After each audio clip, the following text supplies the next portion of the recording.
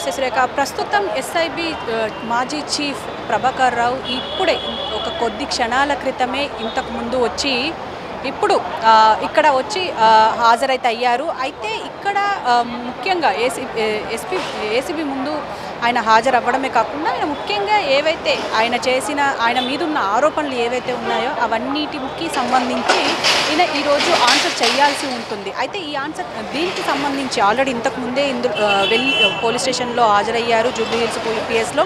ఇప్పుడు ముఖ్యంగా ఏదైతే భారీ బందోబస్తు అయితే ఏర్పాటు చేశారు, మరి ఎలాంటి అవాంఛనీయ ఘటనలు జరగకుండా, అలాగే ముఖ్యంగా ఏదైతే ఇటు మనం చూసుకున్నా కూడా ఈ ఫోన్ ట్యాపింగ్ వ్యవహారంలో ఎవరెవరు నిందితులు ఉన్నారు, ఆల్రెడీ ప్రణీత్ రావు అరెస్ట్ అయినప్పటి నుంచి వెళ్ళి ఆయన ప్రభాకర్ రావు విదేశాల్లోనే ఉన్నారు. ఆ తర్వాత ఇటు మళ్ళీ ఇండియాకి వచ్చిన తర్వాత ఇప్పుడు విచారణ ఎదుర్కొంటున్నారు. అయితే ఈ విచారణలో సిట్ అధికారులు విధించిన ఏదైతే ఉందో దానికి సంబంధించి ముఖ్యంగా పూర్తిగా అంటే ఏదైతే మనకు ముఖ్యంగా ఏదైతే పూర్తిగా ఆయన విచారణతో పాటు అయితే ఏదైతే ఇప్పుడు ఆయనకున్న ఆరోపణలు ఏవైతే ఉన్నాయో వాటన్నింటికి సంబంధించి ఇప్పుడు ఆయన సమాధానం చెప్పాల్సి ఉంటుంది. అందులో ముఖ్యంగా ఏదైతే ఆయన విషయంలో ఎవరైతే ఇప్పుడు ఇన్వాల్వ్ అయ్యి ఉన్నారో ఫోన్ ట్యాపింగ్ వ్యవహారంలో ఆయనకు సంబంధించి ఎవరైతే ఆల్రెడీ ఇప్పుడు అధికారులు కూడా వస్తున్నారు ఆయన విచారణ అనంతరం. అయితే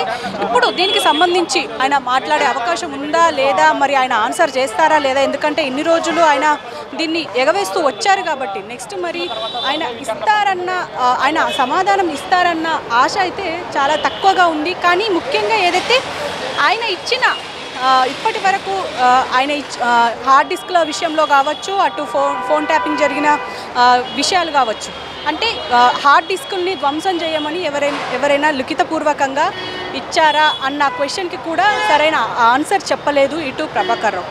మరి దీనికి సంబంధించి ఇటు న్యాయవాదులు నిన్న ఎస్సీలో కూడా దీనికి సంబంధించి పూర్తిగా విచారణ జరిగినప్పుడు ఇటు న్యాయవాదుల్ని అడిగిన ప్రశ్నలకు కూడా సరైన సమాధానాలు ఇవ్వకపోవడంతో ఇప్పుడు కస్టడీకి తీసుకోవాల్సిన పరిస్థితి అయితే ఉంది.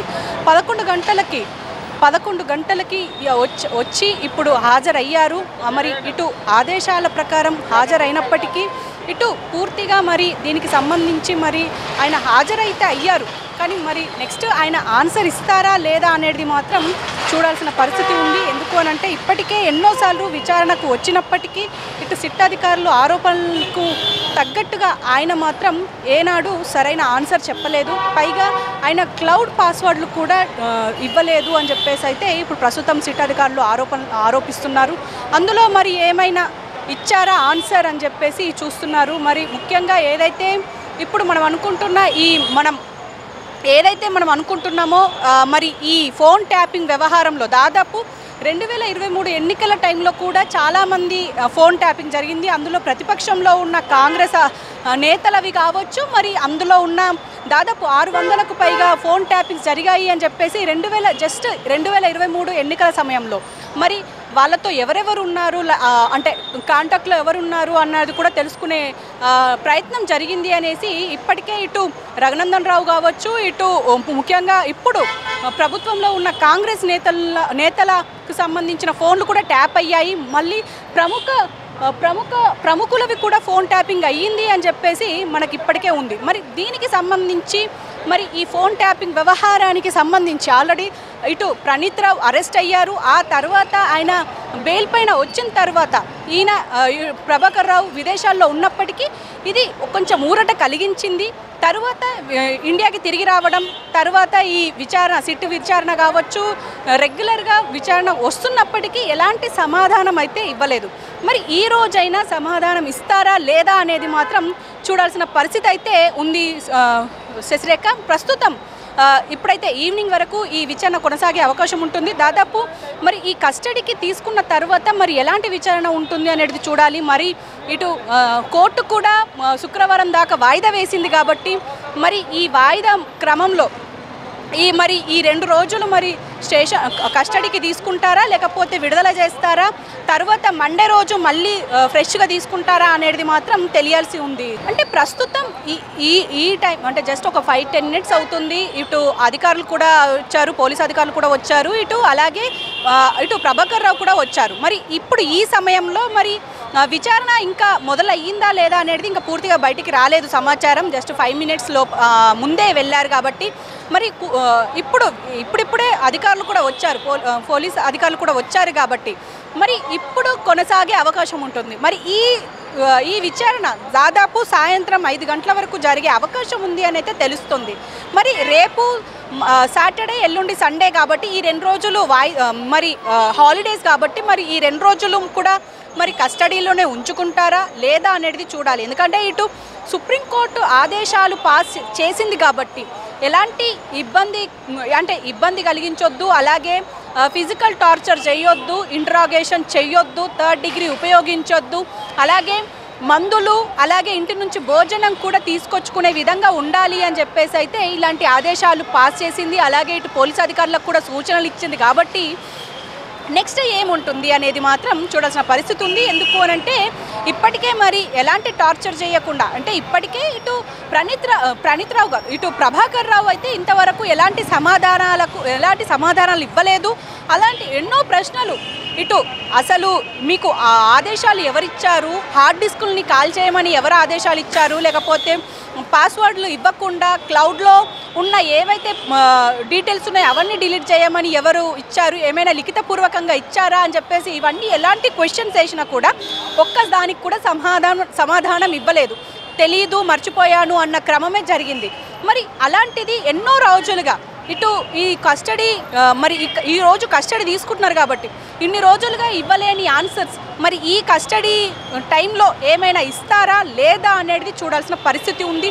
పైగా ఎలాంటి టార్చర్ చెయ్యొద్దు అన్నారు కాబట్టి మరి పోలీసులకు ఇది ఒక పెద్ద ప్రశ్నగా అలాగే ఒక పెద్ద సవాల్గా మారిందనే చెప్పుకోవాలి. మరి ఈ సవాల్ని ఇప్పుడు పోలీసులు ఎలా ఎదుర్కొంటారనేది చూడాలి. ఎందుకంటే ఇప్పటి వరకు ఒక్క ఆన్సర్ చెప్పని ప్రభాకర్ రావు ఇప్పుడు ఎలా ఇస్తారు, ఎలా మరి ఆయన నుంచి ఎలాంటి ఆన్సర్స్ రాబడతారు అనేది కూడా చూడాల్సిన పరిస్థితి ఉంది. ఫోన్ ట్యాపింగ్కి సంబంధించి ఎవరెవరైతే అంటే ప్రభాకర్ రావు అండ్ టీం, ఆయన మాజీ అయినప్పటికీ ఆయనని తీసుకొని మరి ఇంటెలిజెన్స్ డిపార్ట్మెంట్లో చీఫ్గా పెట్టారు.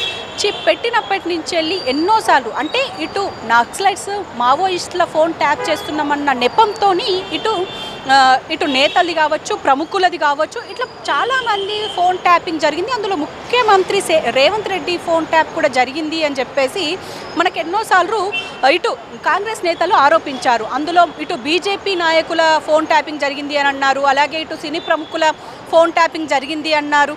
అంటే కాబట్టి ఇవన్నీ కూడగట్టుకొని మరి అసలు ఫోన్ ట్యాపింగ్ జరిగిందా లేదా అన్నది ఇంకా ఒక పక్క విచారణ అది పూర్తి అవ్వలేదు. ఒక పక్క ఇటు చెప్తున్నప్పటికీ అంటే ఫోన్ ట్యాపింగ్ అయ్యింది అని చెప్పేసి ఇటు అందరూ చెప్తున్నా, అందరూ నేతలు ఆరోపిస్తున్నా ఇది ఆరోపణలుగానే నిలిచిపోయింది. కాబట్టి ఇప్పుడు ఫోన్ ట్యాపింగ్ జరిగిందా లేదా అనేది చూడాల్సిన పరిస్థితి ఉంది. అలాగే ఇప్పుడు ప్రణీత్ రావు కావచ్చు, ఇటు ప్రభాకర్ రావు కావచ్చు, వీళ్ళు చేసిన ఏవైతే ఇప్పుడు హార్డ్ డిస్కులు కాల్ చేయడం ఒకటి ఉంది, అలాగే క్లౌడ్ పాస్వర్డ్స్ ఇవ్వకుండా వాటన్నిటిని డిస్ట్రాయ్ చేసిన విషయం ఉంది.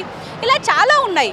ఆ అంశాలన్నింటినీ మీద ఇప్పటి వరకు అంటే దాదాపు ఈ 2 సంవత్సరాలుగా ఎప్పుడైతే ఈ కేసు నమోదైందో అప్పటి నుంచి ఇవే క్వశ్చన్స్ వేస్తున్నప్పటికీ కూడా అసలు దీనికి సంబంధించిన ఒక్క ఆన్సర్ కూడా పోలీసులు రాబట్టలేకపోయారు ఇటు ప్రభాకర్ రావు నుంచి. మరి ఇప్పటికైనా మరి ఈ రోజు నుంచైనా అంటే దాదాపు మరి ఈ కస్టడీ ఎన్ని రోజులు కొనసాగితే ఒకవేళ ప్రభాకర్ రావు నుంచి వెళ్ళి ఎలాంటి ఆన్సర్స్ రాబడతారు, అందులో ముఖ్యంగా మరి ఈ హార్డ్ డిస్క్లకు సంబంధించి లిఖితపూర్వకంగా ఇటు కోర్టు కూడా అడిగింది, లిఖితపూర్వకంగా ఎవరైనా ఆదేశాలు ఇచ్చారా, ఇస్తే ఎవరిచ్చారు అనే ఒక క్వశ్చన్ అయితే పెద్దగా రేజ్ చేసినప్పటికీ దానికి సంబంధించి ఒక్క ఆన్సర్ కూడా ఇవ్వలేదు. అలాగే ఎలాంటి డీటెయిల్స్ లేవు, ఎలాంటి లిఖితపూర్వకమైన డాక్యుమెంట్స్ కూడా లేవు. కాబట్టి దీనికి సంబంధించి ఇటు పోలీసులు ఎలా దాని నుంచి రాబడతారు, ఆయన మరి దీనికి సహకరిస్తారా లేదా, ఇన్ని రోజులు సహకరించినట్టే సహకరించి ఎలాంటి ఆన్సర్స్ ఇవ్వలేదు, ఎలాంటి జవాబు ఇవ్వలేదు, ఎలాంటి డాక్యుమెంట్స్ ఇవ్వలేదు, అంటే నాకు తెలీదు, మర్చిపోయాను అన్న ధోరణే నడిచింది.